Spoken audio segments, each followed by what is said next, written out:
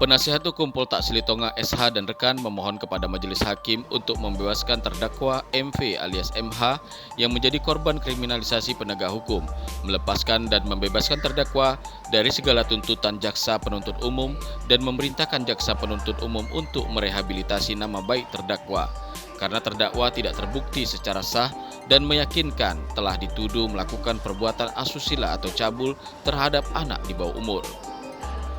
Hal ini diungkapkan dalam sidang Kamis 18 November 2021 dengan agenda pembacaan nota pembelaan atau pledoi di Pengadilan Negeri Lubuk Pakam, Deli Serdang di Ruang 5, dipimpin Majelis Hakim Ketua Ramauli Hotmaria Purba dan didampingi Hakim Anggota Rina Sulastri Jeniwati dan Hendrawan Nainggolan.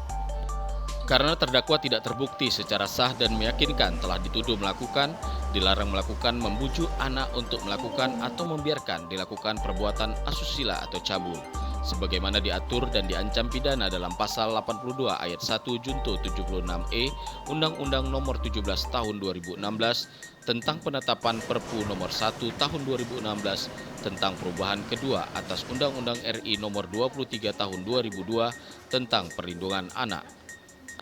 Dalam persidangan pledoi di Pengadilan Negeri Lubuk Pakam, Deli Serdang, Sumatera Utara itu, penasihat hukum memohon kepada majelis hakim untuk membebaskan terdakwa MP alias MH karena terdakwa merupakan korban kriminalisasi dari penegak hukum.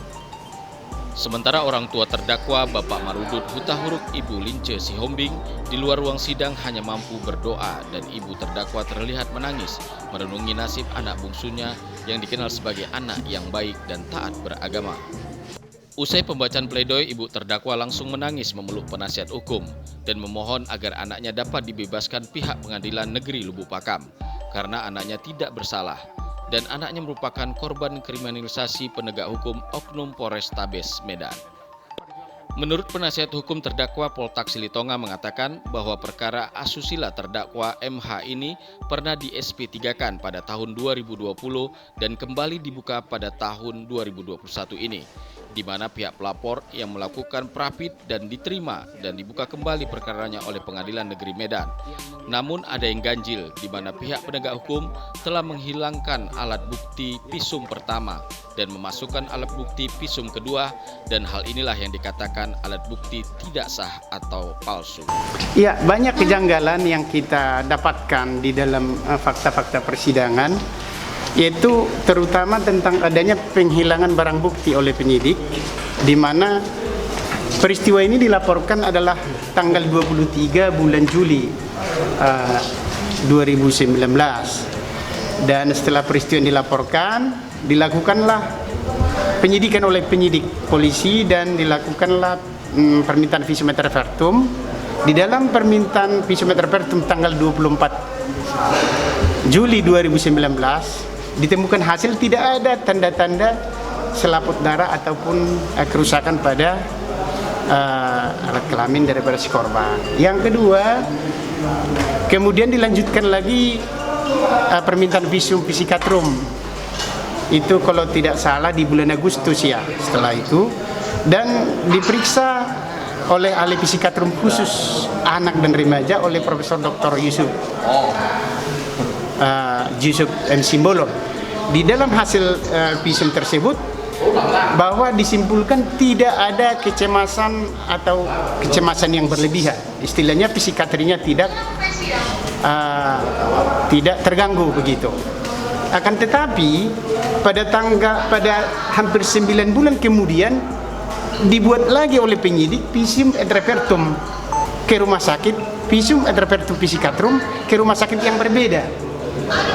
Hampir 9 bulan kemudian setelah peristiwa, dan itu keluar pada Maret 2020 hasilnya, dan hasilnya di sana dikatakan terjadi kecemasan yang berlebihan. Yang menjadi pertanyaan, kenapa terjadi ada 2 kali visum terhadap korban, peristiwa sama, korban sama, dan pelakunya sama. Yang ketiga, ketika perkara ini pernah di SP3 kan dengan alasan tidak cukup bukti, tetapi diperhatikan oleh pelapor.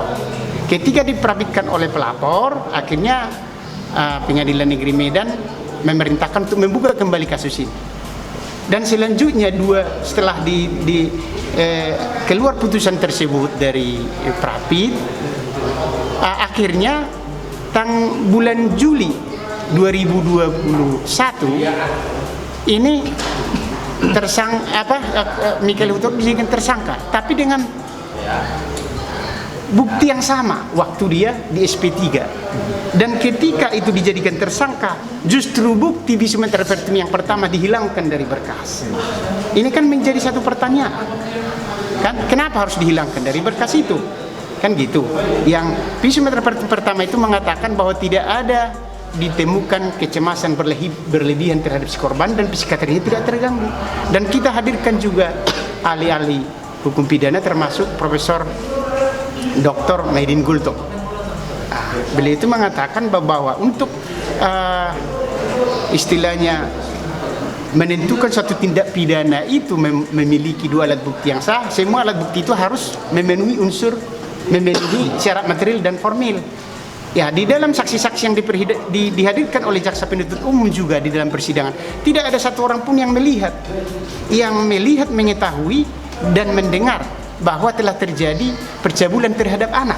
Hanya mendengarkan cerita si anak, yang mendengarkan cerita daripada ibu si anak, dari ibu si anak, ya. Ini yang dihadirkan di dalam persidangan. Jadi bukti apa yang dibuat oleh jaksa penuntut umum menuntut daripada Febriandi Hutoruk ini 13 tahun penjara?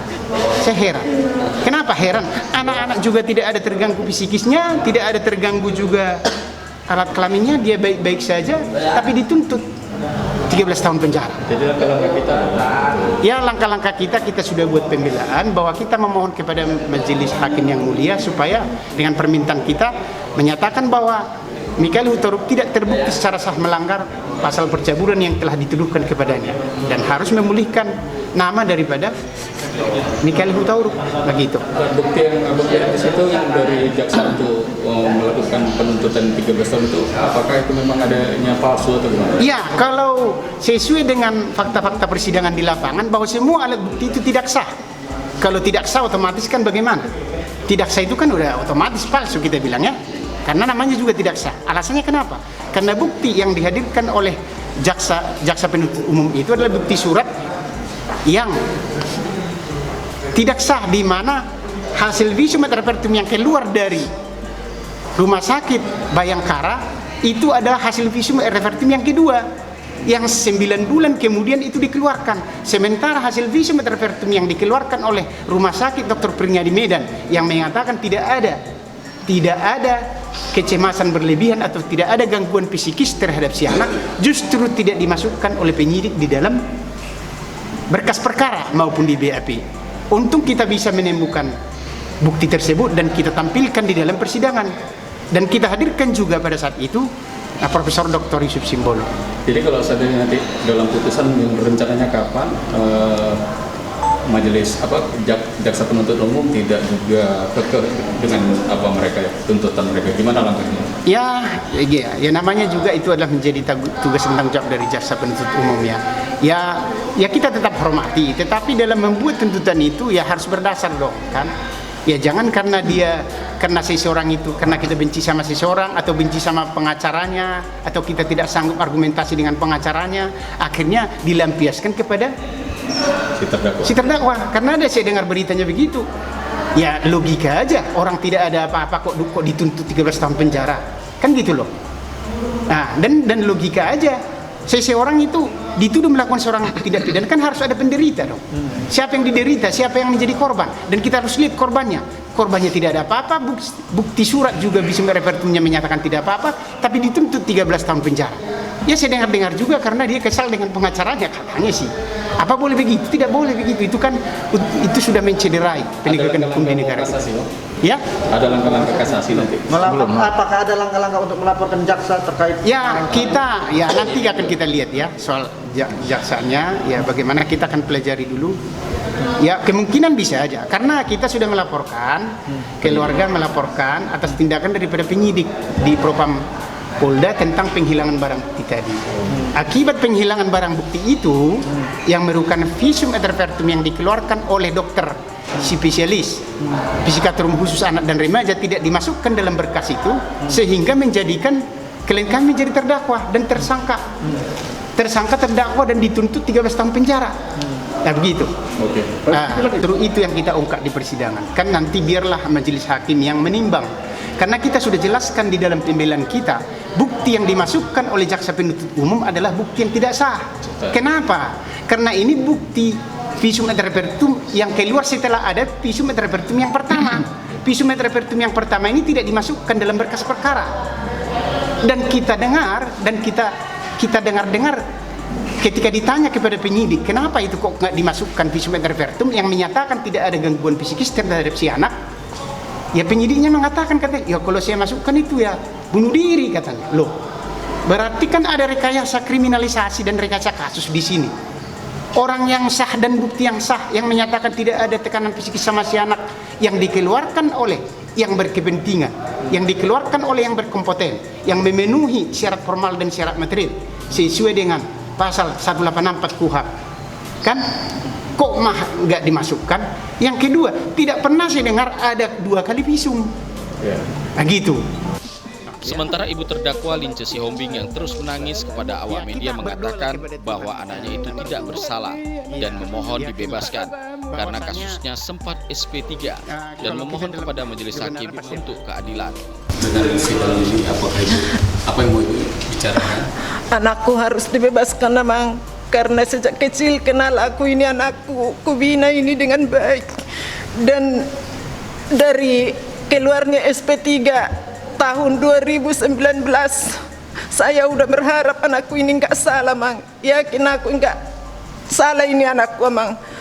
Paragama, Tuhan ini anakku, Mang. Mesti dibebaskan ini anakku, menurut aku. Apa permohonan minta keadilan sama saya? Ditegakkan keadilan, Mang. Tegakkan keadilan, Mang. Itu aja, Mang. Dari Deli Serdang, Sumatera Utara, Tim Liputan Surya Channel melaporkan.